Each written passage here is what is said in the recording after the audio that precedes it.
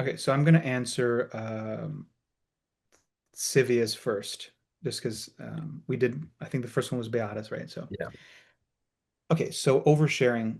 I've had this problem for years and I can't seem to stop doing it. I tend to overshare with really anyone who I can, whether it's something about good or bad that's happening in my life. I don't know if it comes from a place of loneliness or the need for validation or connection. But after I overshare, I get upset with myself later and regret it every time.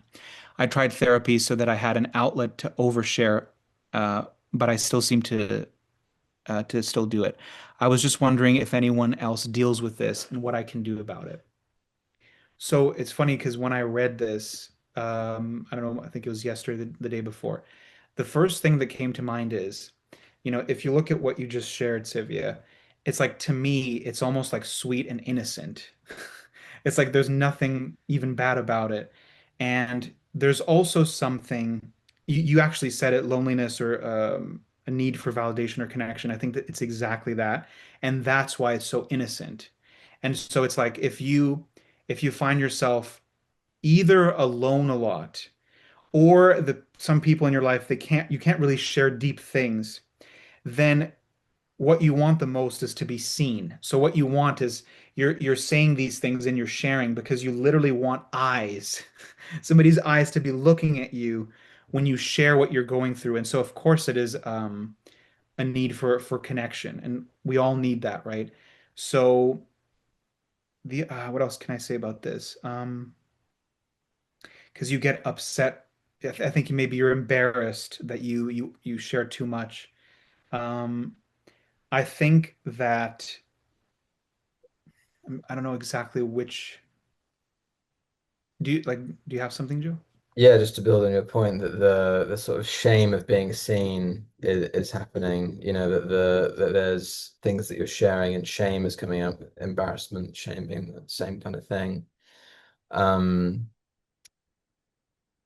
I've just kind of lost the second half of my point, but it was about uh the shame being connected to the things that you're sharing, and then wanting to link that to how to get to the emotions that are attached to these things. Um, but yeah, I need a second to let it come back. Um, I think that what was I going to say? It's like we're both forgetting what. Um, so remember how I said that doing things on purpose is a very powerful thing. So, you know, you've been doing this almost like I can't help but overshare. And so that's not on purpose, right? So the next time that you feel this need, I would say don't try to like stop it. Don't say, "Oh, I'm not going to share." And instead kind of lean into it and literally say to yourself, you're about to like speak to someone and you say, I'm going to overshare now. You're saying that to yourself. This is to make it completely conscious. And when you're done, and then if the shame comes, like you regret it, you know, it sucks because all of this is very uncomfortable. But, every time that you feel that, it's actually good. And I'll give you an example. When I don't know if I said this example last time, but I think in every country when you're driving, there's the stop sign. And especially here in Canada, police are always checking. So if police are watching and then you don't stop 100%, they give you a ticket, right? So that happened to me. And so I thought, okay, I'm just going to change the way that I drive and I'm going to stop now completely. And what started to happen is when there was a car behind me, nobody wants you to stop 100% because everybody's like, let's go, right? Move. And then I started to notice this unbearable experience that if I knew that I was going to have to stop 100% and I'm almost feeling like the driver behind me wants to kill me, which is actually just my shame, right? I can't feel directly into the other person's experience. So that feeling, it's being triggered by a person. I feel like they're going to be angry at me, but it's just happening within me. And so what happened is I had to stop at stop signs hundreds of times now. And it took a long time. It must have been like 100 times that I felt that it was so unbearable that at times I almost didn't want to stop. I had to like force myself because it was horrible. And after feeling it 100 times, well, guess what? Now it's almost like it's not there anymore. And so I'm saying that because every time you feel that regret and the shame, it's actually leaving your nervous system. But again, it sucks so bad that there's so much of it that you could do this for a while and then think this is not changing, but it just takes a lot.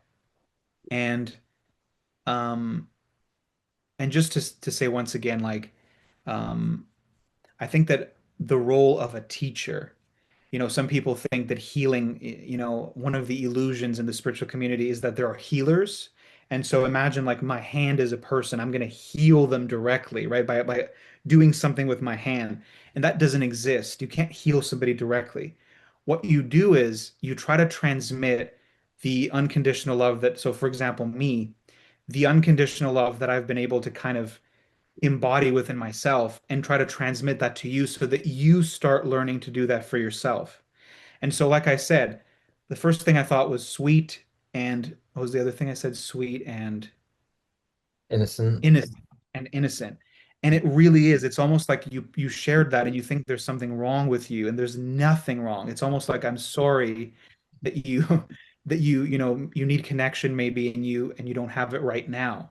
And so it's I see almost like a child. Imagine like a child and they're crying and then if they somehow could think this crying is wrong, but it's like you're never going to think a crying child is wrong. You're just going to want to hold them until they feel better. And so I feel the same way. Yeah. And by doing this, and it's also you that's labeling it as oversharing. You are just sharing. It's Yeah. your it's your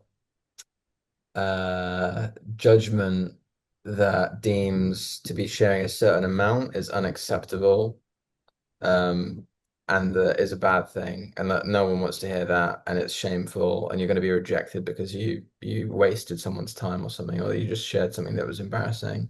That's not the truth, but that's what's happening. So it's kind of like a good spiritual practice as well because you're seeing more of what you deem to be unacceptable in yourself. So there's a lot to see, as you're doing this supposed oversharing, which is just sharing. Um, so you can see like what is it like the things that you're saying that make you sort of recoil and contract? Is it like, oh, I shouldn't have said that about myself? Or is it just being someone who shares their experience maybe at length is like a very unacceptable thing? Um, and then that just loops back to what Steve said about just doing it over and over again and seeing what's there. Because the more that you do, the more that you see of yourself as you do it, acceptance comes bonded to it as well. The more that you see, the more you accept. So the pain of your own judgment will decrease as you see more of what's there. And you're always welcome to share to your heart's content here as well. Yeah.